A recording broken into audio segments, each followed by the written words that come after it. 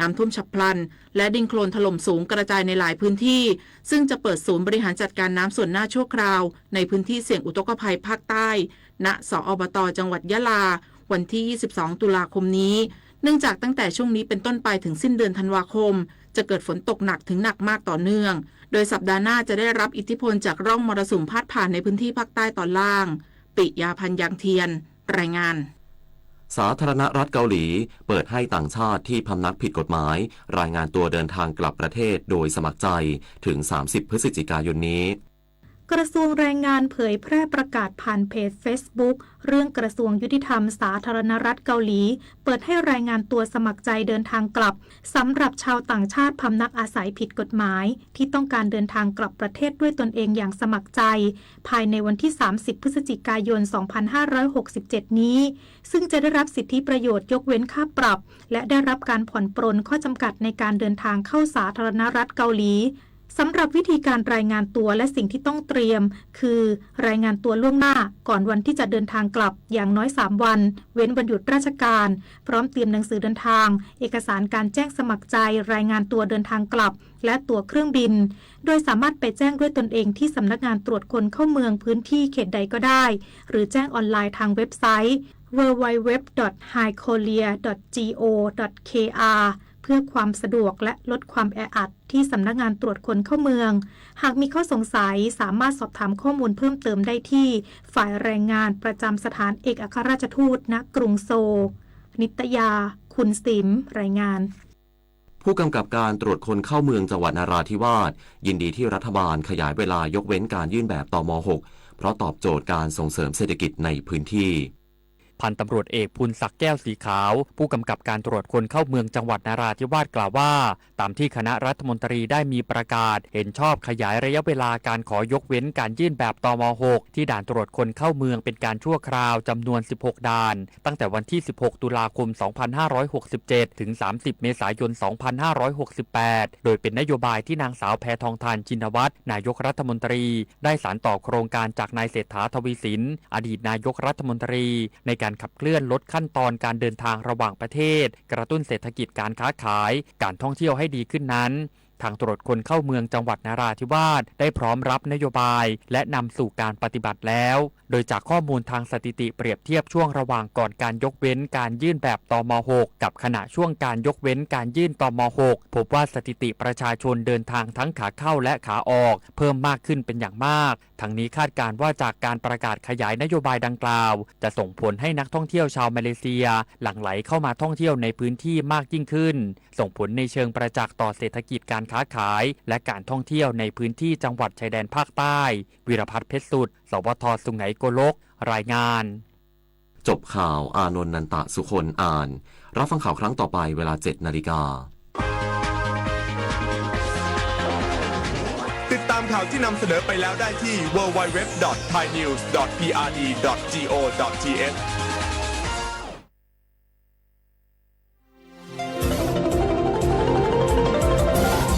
วิทยุแห่งประเทศไทยให้ความรู้คู่ความสุข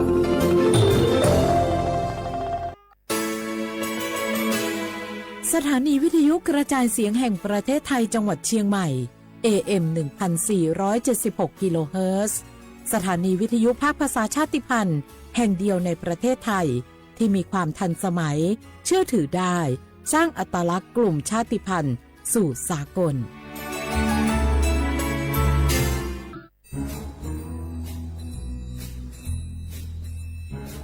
คุณนายมาขี่ว่าข้างบ้านเรามีอะไรแปลกๆนะคะแปลกยังไงไหนเล่าซิมะขินก็มาขินเห็นว่ามีคนแปลกหน้าเข้าออกบ้านนั้นบ่อยๆมีทั้งผู้ชายมีทั้งผู้หญิงบางทีที่มาขินเห็นก็ยังเป็นเด็กอยู่เลยนะคะคุณนายแต่ดูๆแล้วคนพวกนั้นเหมือนไม่ค่อยมีความสุขเหมือนถูกบังคับยังไงก็ไม่รู้ค่ะมาขิก็เลยคิดว่ามันแปลกๆนะคะคุณนายไม่ได้การละจะเป็นพวกค้ามนุษย์หรือเปล่าก็ไม่รู้คงต้องแจ้งสายด่วน DSI 1202ให้มาตรวจสอบซะแล้ว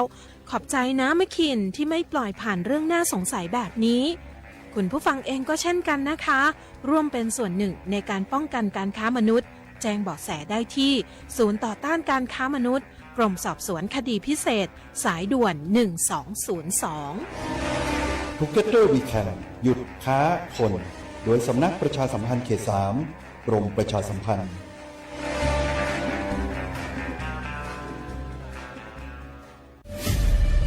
นี่คุณลูกสาวฉันเพิ่งเรียนจบอยากทำงานที่นี่คุณช่วยหน่อยสิต้องมาสอบตามระเบียบก่อนนะครับหากลูกสาวคุณสอบผ่านได้งานแน่ๆเลยอย่าว่างั้นงี้เลยนะฉันมีสินน้ำใจมาให้ด้วยคุณรับไว้สิหยุดพฤติกรรมทุจริตส่งผลเสียต่อตนเองสังคมและประเทศชาติคนไทยไม่ทนต่อการทุจริตด้วยความปรารถนาดีจากสำนักประชาสัมพันธ์เขต 3 กรมประชาสัมพันธ์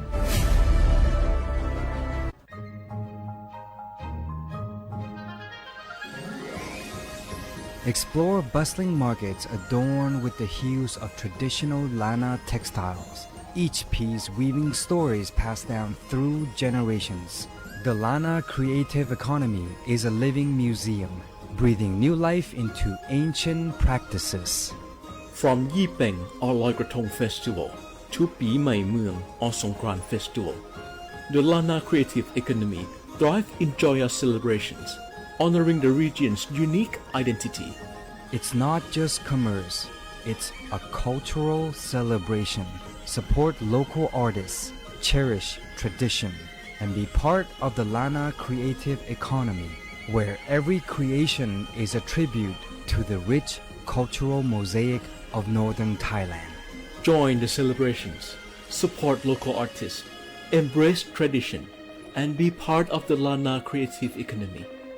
where the past meets the present and creativity knows no bounds.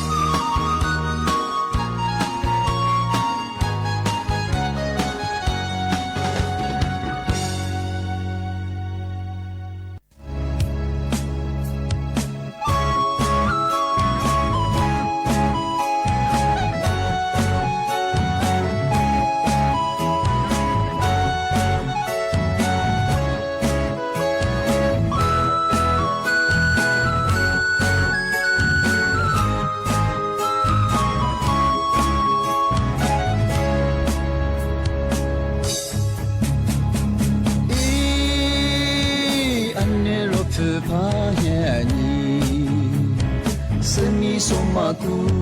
我记我把电视一直眼你过夜了，几不多咋个去做 KK， 我把他把的是哟耶耶。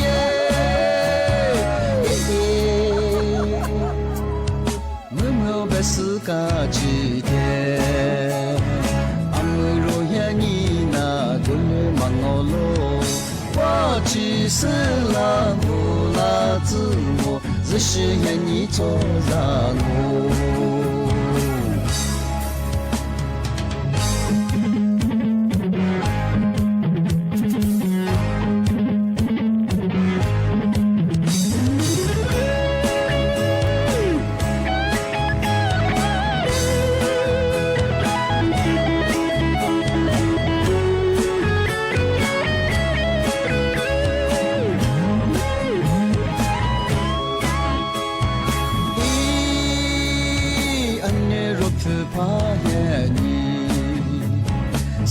说嘛古，我记我把电视一直眼你过夜了，举不多咋个去做 KK， 我把他把的是哟耶耶，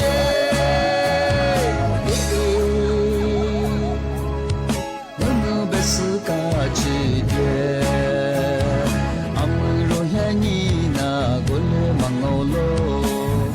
去死了不拉自我，只是愿你做让我。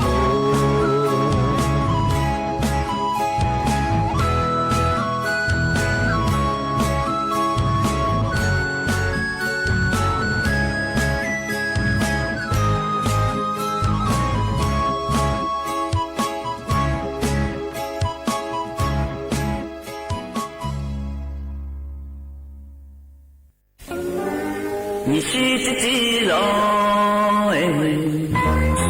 俺是你那我，俺年那我，你那你容我，年那若的，你是你去啥的啦？30岁的路街头，咱去抽了你，拿来包了你，其实今你若做着了你。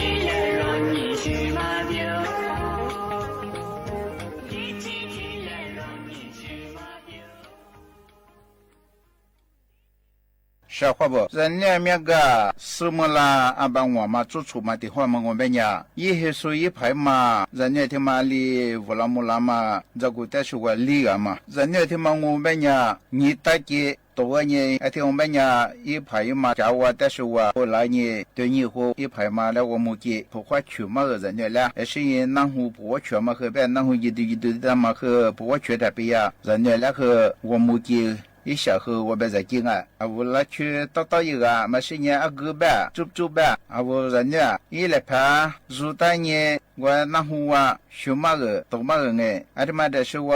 人家那个也不花修嘛个，人家和外边里边个哎，人家和一边过我修嘛个别人也和去过一些边啊，面花天里修嘛个，我来天里打树打去嘛个，打去我们家木瓜嘛个。我和某个瓜不过去嘛一下的嘛，昨年人家来去嘛个，条边呀某个嘛和大，条边人家来不花打去，干业绩，你们呀妈妈。都给打抓，人家来干业绩，姐姐都给打抓，一些呢，一头混呗，也那是呗，我带你干业绩，人家那个某些当我们呢，我干业绩，一下不是，一些抓是，我有的去我一个大呢，一抓干业绩，条面呢人家咧苦呢干业绩，人家和有的态度了不呀，是啥嘞，我干业绩我们来抓不少，一来配合去呢我也欧盟。我但是我以前但是我出发个人个抓住的，比方人家，但我是当我们家干业绩啊，一些不是一些抓是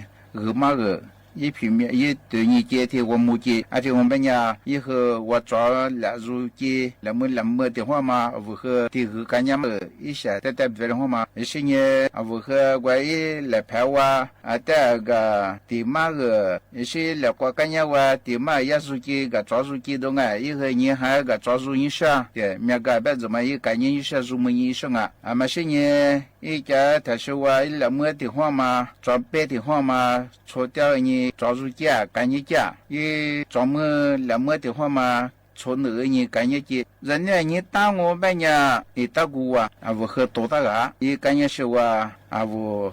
们呢，叫你多大个？那啥吃些的没啊？提头人吃的话，你大个你多大个？而且你也来不花去个，人家来不花去个呗。以后我一下呗，咋来呗？我但是我破了股一平面有的啊，俺们家人家来干年个，而且干年的怎么我们家人家来，你把那子我来家什么？一下不是他我别在家，我下瓜，比方我下也提去个，也不来嘛破了嘛拿了我们家，我和也来入多个人哎，破了嘛。一平面我但是我不会去我别在节目的我人家他妈我来嘛破了我们家我和一下的路去里年我人家他妈我来破了拿都这里过去了小伙我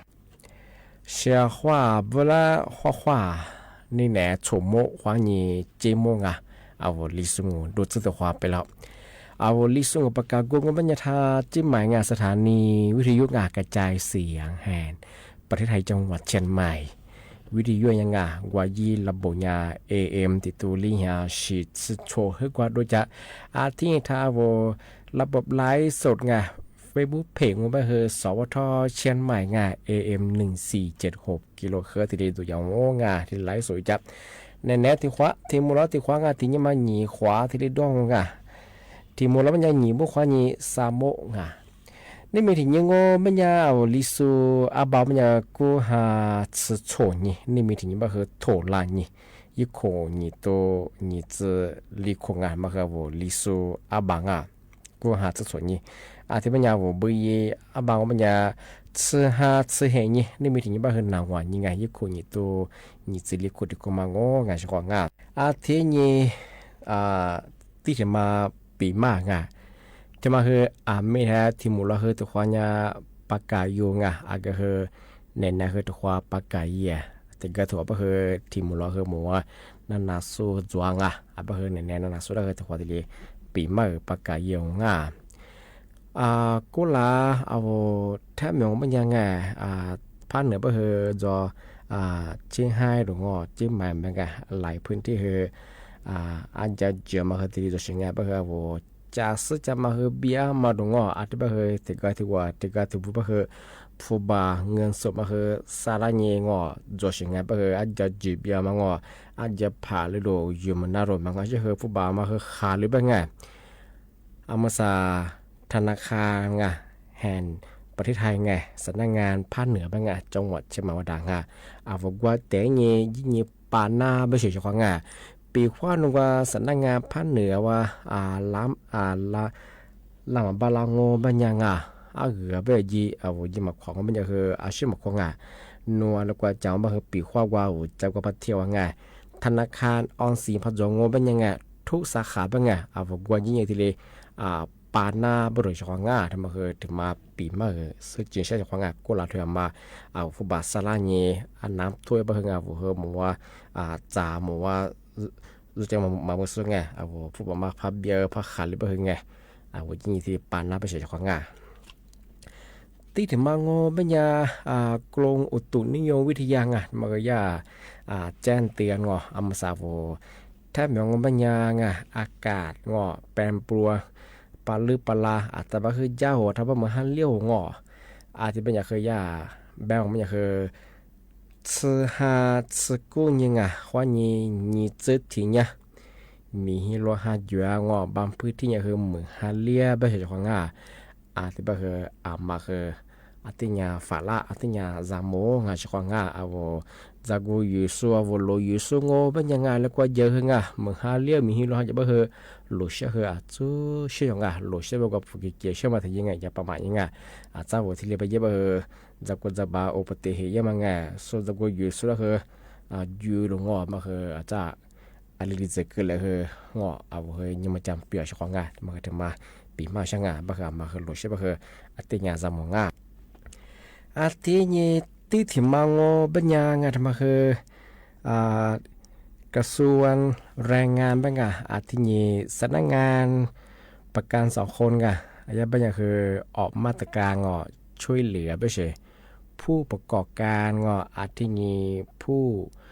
ประกันตรงมาตรา33 จีมาตรา39ที่กุหลาเอามาได้รับผลกระทบคือสถานการณ์น้ำท่วมปุดุที่เลเสียหายมาที่เลชิดเชื่อมาหรือจะจะมาเบียมาเมียจึงที่ที่พูดมาแล้วประกันสังคมที่เลยีจวกบ้างชกที่บ้างบัญญัติยี่วุฒิมางบัญญัติผู้ประกันตรงมาตรา33สัตสาเจที่นี่ที่นายจ้างเวลากูสลบปากถึงกูเราไม่ยาวบุญมาคือหัวเปอร์เซ็นต์บุญจะเสียที่บ้านยาประกาศสาวคือ3%ที่เลยอย่าบ้างบัตรโฉมบัตรโฉมก็ไม่ยาซื้อหาควายน่าเหี้ยสาหัสยิ่งคนยิ่งตัวหัวเหี้ยโฉซื้อเฮโคชของบัตรโฉมที่เลยยิ่งตัวบ้างที่ถึงบางบัญญัติผู้ประกันตรงมาตราสัตสกุลบัญญัติคือกูหลังยาวบัตรที่มาลีเฮียสัตสนิบาที่เรียกส่วนใหญ่บางที่บางบัญญัติคือมาสัญญาคือนิเฮียเฮซบะที่เรียกยีกบัญชีงานมาคือบัตรโฉม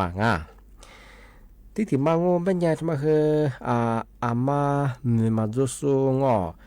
ว่างานยิสุงบัญญัติมาคือจากเหตุการณ์ประสบภัยน้ำท่วมมาคือสุวิสัยปีขวานุบุริสาวมีจ้ามันก็จะคือนุ้ยลาเปิดร่างมีความแบบจะน้ำท่วมเบียบมาคือผมมายิ่งมาคือว่างมาคือยาประกาศสาวคนเวลา50%หัว10%เลยยี่ตัวบ้างบัตรโฉมว่าเงินเดือนบัตรปีขวาจะปีโนบัตรบัตรทีมมาว่ามาคือเนี่ยระยะหัว10%หัวตัวบัตรที่เลยยี่ตัวเป็นยังไงมาคือปีขวาอย่าไปจะคือช่วยเหลือ6 เดือน50%ที่เลยยี่ตัวบ้างที่ถึงบางวันเนี่ยที่ยิ่งกว่าค่ารักษาพยาบาลในสืบสวนมาคือสำหรับผู้ป่วยว่าบ่หอบ โลดตายดูซูงที่มีการเฝ้าเรื่องทว่าขยะประกาศสักวันนี้ฝืนบทีเบื่อบ้างที่นี่คือล้วนถึงผู้ประกันตัวว่าเจ้าหน้าที่ปีว่าที่สถานการณ์นั้นทุกคนนี้ที่ชียิบปัญหาปัจจุบันยากคือที่ยืดตัวบ้างมาคือการส่วนแรงงานคนนี้ที่นี่คือสถานงานประกาศสักวันที่ช่วยเหลือบัตรสมบัติที่ยืดตัวบ้างปีว่าว่าเฉพาะว่ามาอยู่ข้อมูลเพิ่มเติมในช่วงมันยังไงว่าสถานงานประกาศที่สถานงานประกาศสักวันนี้คือติดต่อสอบถามที่ยืดช่องที่นี่ที่ถึงมาด้วยเฉพาะงานที่มาคือมาซื้อสุดคือว่าอิชิตควาที่เปลี่ยนมาประกาศอย่างมาสาเธอเทศบาลนครเชียงใหม่ข้อนี้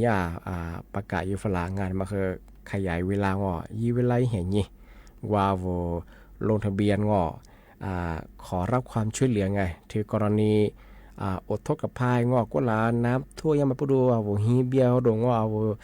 จะซื้อจะมาเบี้ยมาเพิ่งว่าขอความช่วยเหลือยังมาลงทะเบียนยังมองมันจะคือซื้อห้า你自体你话你正话你一คน你中话呀错吃时刻ยี่เวลามันยังลงทะเบียนมันยังเนี่ยแปดโมงเกิดว่านี่มือคือลีโมเกิดที่ลีเป็น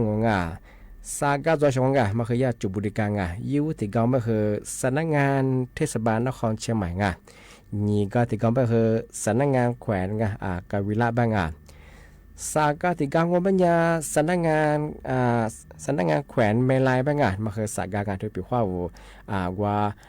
ขอความช่วยเหลือรัฐบาลนะว่ายูโซเจมายิ่งรถทะเบียนมาเนี่ยแปดโมงเกิดว่านี่มือคือลีโมเกิดสังกัดอยู่นี่จะที่นี่ว่านี่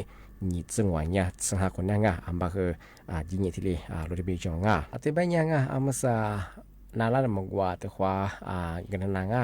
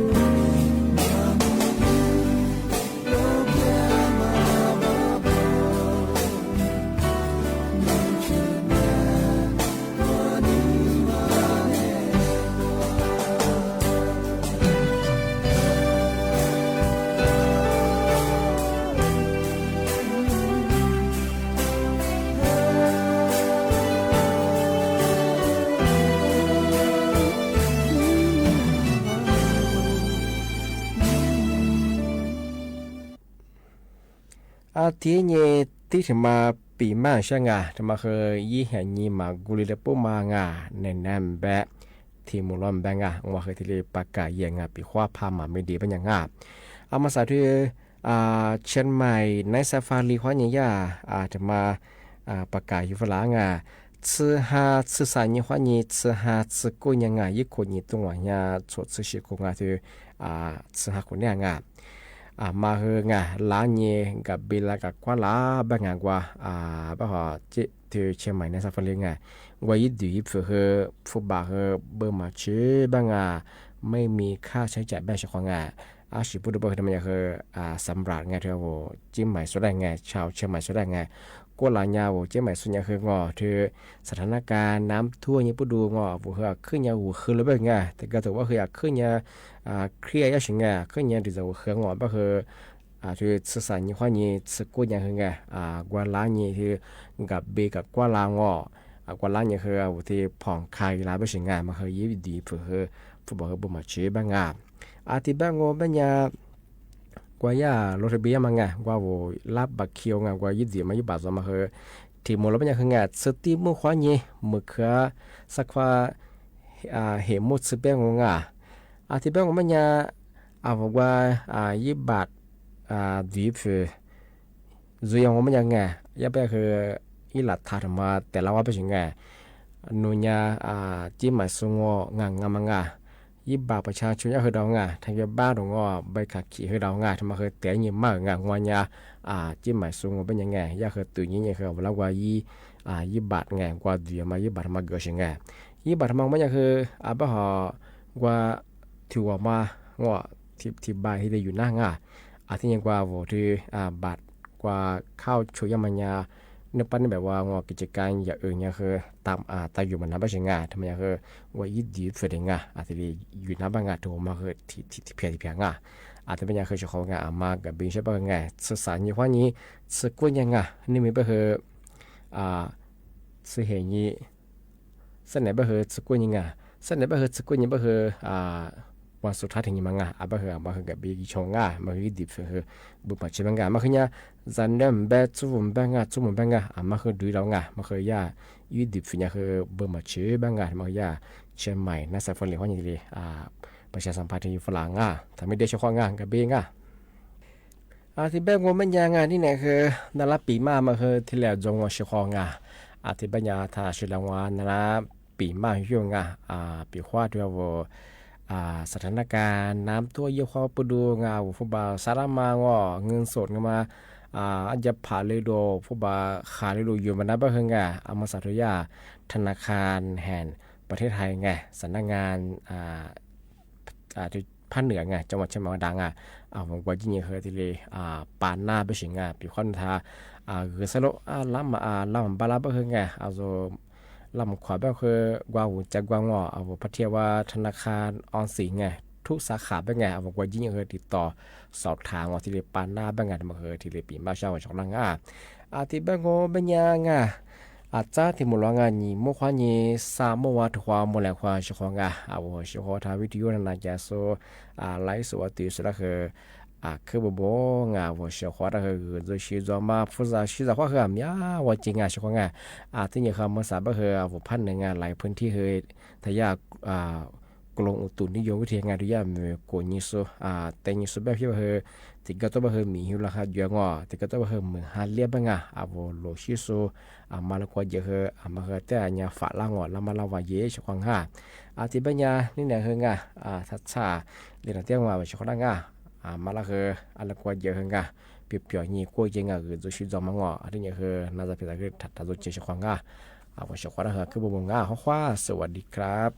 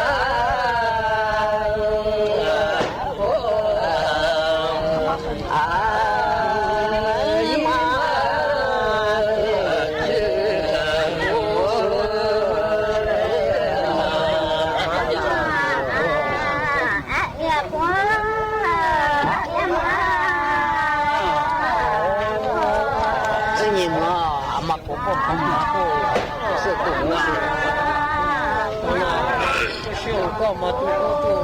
嘛不过不过嘛不过一子年面个的阿妈。